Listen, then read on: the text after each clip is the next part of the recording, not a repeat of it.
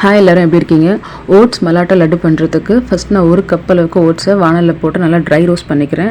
இது வறுக்கும் போது பார்த்திங்கன்னா நல்லா வாசனை வரணும், கலர் சேஞ்ச் ஆகிருக்கணும். இந்த ஓட்ஸை நீங்கள் எடுத்து இப்படி உடச்சிங்கனாக்கா அது உடையணும், கிறிஸ்பாக இருக்கணும். எப்பவுமே ஓட்ஸ் சாஃப்டாக இருக்கும் இல்லையா, நீங்கள் நல்லா வறுத்துட்டிங்கன்னா இங்கே பாருங்கள் உடச்சா உடையணும். இந்த ஸ்டேஜில் இதை வேறு பாத்திரத்தில் மாற்றிட்டு இதே வானலில் நான் ஒரு அரை கப் அளவுக்கு வறுத்த மலாட்டை சேர்த்துக்கிறேன். மலாட்டை தோலெல்லாம் எடுத்துகிட்டு வறுத்ததை லைட்டாக ஹீட் பண்ணிக்கலாம். ஏன்னா ஆறுன மலாட்டை அரைக்கும் போது ஒரு மாதிரி ஒட்டிக்கும். ஸோ அதனால் லைட்டாக சூடு பண்ணிக்கலாம். இது கூடவே 5 ஏலக்காய் சேர்த்து ஒரு 2 நிமிஷம் வறுத்துக்கலாம். வறுத்துட்டு இது எல்லாமே சூடாக இருக்கும் போதே அரைக்கணும். ஆக்சுவலி கொதிக்கக்கூடாது, ஆனால் சூடாக இருக்கணும். அப்போ அரைச்சா தான் உங்களுக்கு பிடிக்கிறதுக்கு கரெக்டாக வாட்டமாக வரும். இப்போ இதை ஃபஸ்ட்டு பல்ஸ் மோடில் போட்டு நல்லா கொஞ்சம் குறப்பாக அரைச்சிக்கலாம். இது கூடவே ஒரு அரை கப் அளவுக்கு வெல்லம் சேர்த்துக்கிறேன். வெல்லம் சேர்த்து நல்லா ஃபைனாக அரைச்சிக்கலாம். அரைச்சதுக்கப்புறமா அது ஒரு பிளேட்டில் மாற்றிட்டு இப்போ பார்த்தீங்கன்னா இந்த அரைச்ச மிக்சர் பார்த்தீங்கன்னா சூடாகவே இருக்கும்.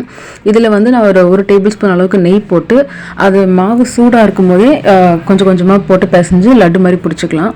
சப்போஸ் நீங்கள் இந்த லட்டெல்லாம் பிடிக்கிறதுக்குள்ளே ஆறிடுச்சு அப்படின்னாக்கா நெய்யை சூடு பண்ணி சேர்த்துக்கணும். அப்போ தான் கரெக்டாக இருக்கும். ஏன்னா ஆறின நெய்யை ஆறின மாவு கூட பிடிச்சா ஒழுங்காக வராது. இப்போ மாவு சூடாக இருக்கிறதுனால நான் நெய்யை அப்படியே சேர்த்துக்கிறேன். இந்த மாதிரி கொஞ்சம் கொஞ்சமாக நெய் சேர்த்து லட்டு பிடிச்சிங்கன்னா போதும். நான் மொத்தத்துக்கே ஒரு 2 டேபிள் ஸ்பூன் நெய் தான் யூஸ் பண்ணேன். நீங்கள் கிரகன்னு பிடிச்சிங்கனாக்கா சீக்கிரமாக பிடிச்சிடலாம். ஷேப் பர்ஃபெக்டாக இருக்காது, ஆனால் டேஸ்ட் ரொம்பவே நல்லாயிருக்கும் அண்ட் ஹெல்த்தி கூட. ஸோ கண்டிப்பாக ட்ரை பண்ணி பாருங்கள். தேங்க்ஸ் ஃபார் வாட்சிங்.